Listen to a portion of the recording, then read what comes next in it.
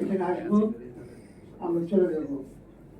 এই যে ঘরটায় বসে আছি, এই ঘরটায় যদি এখন আগুন লাগে, আমাদের কোনো বেরোনোর পথ নাই।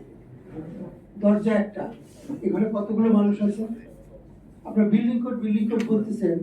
আমরা এই ঘরটা যখন ডিজাইন করেছি, আমরা এখানে আবার চেয়ার এমন ভাবে দেওয়া হয়েছে যাতে কোনো পালানোর পথ নেই, বেরোনোর কোনো পথ নেই।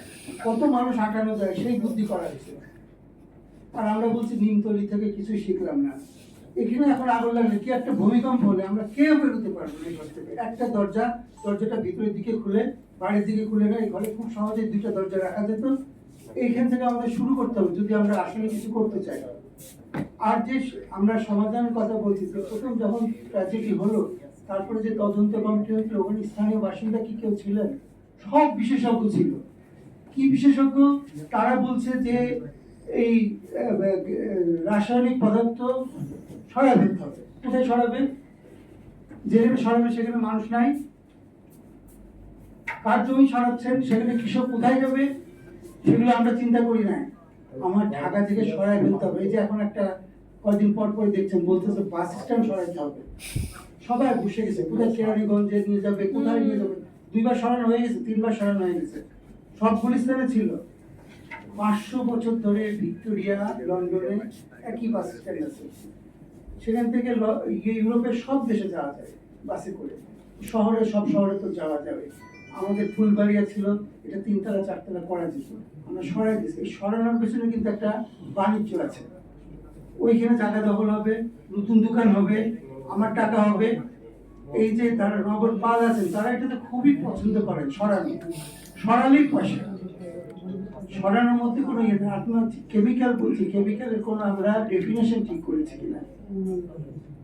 মুদির দোকানেও কেমিক্যাল বিক্রি হয়, আপনি চিন্তা করে দেখেন দাহ্য পদার্থ সেখানে বিক্রি হয় কিনা। নাকি আমরা এগুলো সরাই ফেলবো, না এগুলো ব্যবস্থাপনার মধ্যে নিয়ে আসবো। সেটা যদি আমরা না করতে পারি, আমাদের কোনো লাভ নেই। আপনি ভাষান টেক থেকে শুরু করে এই যে ঢাকা উদ্যান পর্যন্ত যে নতুন গোষ্ঠী গড়ে উঠছে, এগুলো প্রত্যেকটা বিল্ডিং এক একটা বোমের উপরে আছে। কিরকম বোম? এখানে যে গ্যাসের সংযোগ দেওয়া আছে, নিচে সব সিলিন্ডার গুলো এক জায়গায় গা ঘাসাঘাসি করে আছে। 3তলা বাড়ি ছিল, 5তলা হয়েছে, আরো 4টা গ্যাস সিলিন্ডার। গ্যাস সিলিন্ডার গুলো দেখবেন এইভাবে আছে। যদি কোনো কারণে একটা গ্যাস সিলিন্ডার লিক করে বা আগুন লাগে, ওগুলো তো বোমের মতো না। আমরা টেলিভিশনে দেখছি না, ইরানে বোম মারতেছে, ওই রকম। ফায়ার ব্রিগেড কিছু, ফায়ার ব্রিগেড কি করবে? ফায়ার ব্রিগেডের কাছে আমরা গেছি না? ফায়ার ব্রিগেডের কি আমরা আসলেই একটা কার্যকরী প্রতিষ্ঠান হিসেবে ভাবছি কিনা? ফায়ার ব্রিগেডের যে অংশটা সবচেয়ে বেশি, ফায়ার ব্রিগেড কিন্তু আগুন লাগলে তারপরে যায়। আগুন লাগার আগে তো ওরা যাইতে পারেন না। আগুন লাগার আগে ওখানকার মানুষকে দিতে হবে। আজকে যে ট্র্যাজেডি নিয়ে কথা হচ্ছে, পুরান ঢাকার ভাই খুব সুন্দর করে বলছেন, কিন্তু সেটা কোথাও অ্যাড্রেস করা হয় না। কি হচ্ছিল? ওখানে খোলা জায়গায় রান্না বান্না করা হচ্ছিল। এটা কোনো কাগজে দেখবেন না যে আমরা বলছি খোলা জায়গায় আর রান্না করবেন না। ওটা আমরা মানে নিচ্ছি, ওটা আমরা করবো। শুধু আমাদের বাঁচাতে হবে।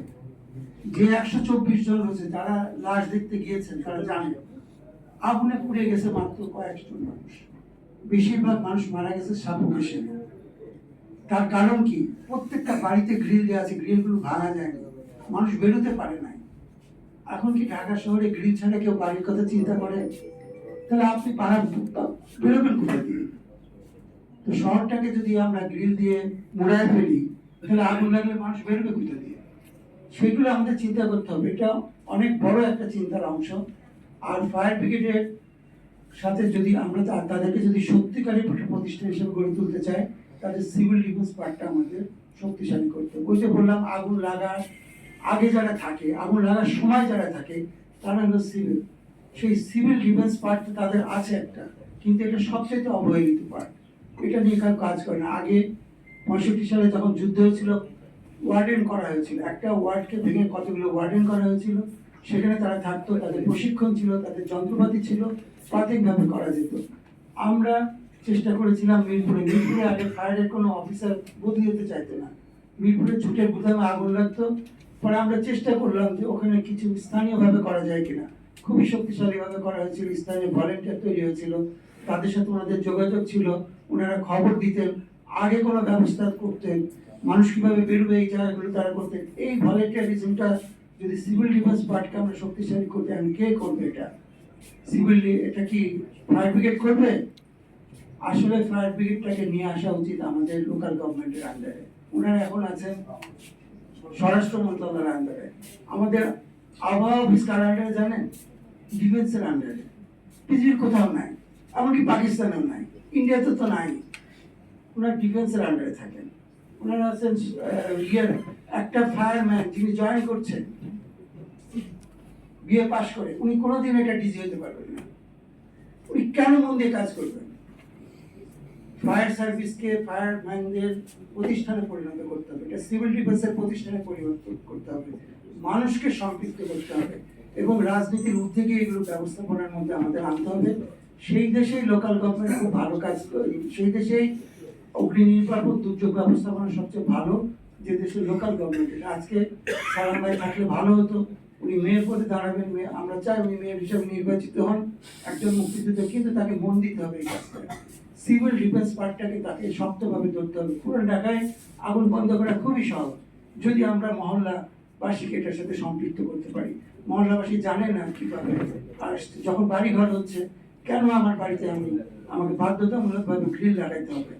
এই যে কদিন আগে ইয়েতে ভূমিকম্পে যে 200 মানুষ মারা গেল কষাইটুলিতে, এরাও কিন্তু গ্রিলের কারণে মারা গেছে। তো এই জিনিসগুলোকে আমাদের পরিকল্পনার মধ্যে আনতে হবে এবং এটাকে আমাদের ভাবতে হবে। আর পরিবেশবাদীদের সাথে একটু সাবধানে কথাবার্তা বলতে হবে।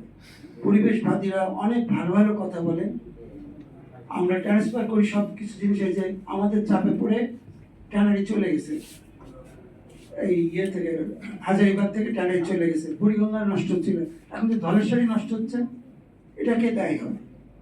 যেটা করলে সমাধান ছিল সেটা আমরা করি নাই। আমরা এই ঘরের সমস্যা এই ঘরে পাঠাচ্ছি, এই ঘরের সমস্যা এই ঘরে পাঠাচ্ছি। সমাধানের দিকে যেতে হবে। আমাদের সিডর হলে পরিবেশবাদীরা করলেন সুন্দরবনকে সুন্দরবনের মতন থাকতে দেন, ও এমনি এমনি ভালো হয়ে যাবে, খুবই ভালো কথা। আমাকে আমার মতন থাকতে দেবেন, চাইতে ভালো গানের হয় না। তাতে কি ক্ষতি হলো? সুন্দরবনের অনেক গাছ আছে যেখানে মানুষের স্পর্শ ছাড়া ওই গাছ বাঁচবে না। গোলপাতার গাছ, নারকেল গাছের মতন বছরে 2 বার পরিষ্কার করতে হয়, সেটা 3 বছর ধরে আপনি হাত দিলেন না, গোলপাতা তো শেষ হয়ে গেছে।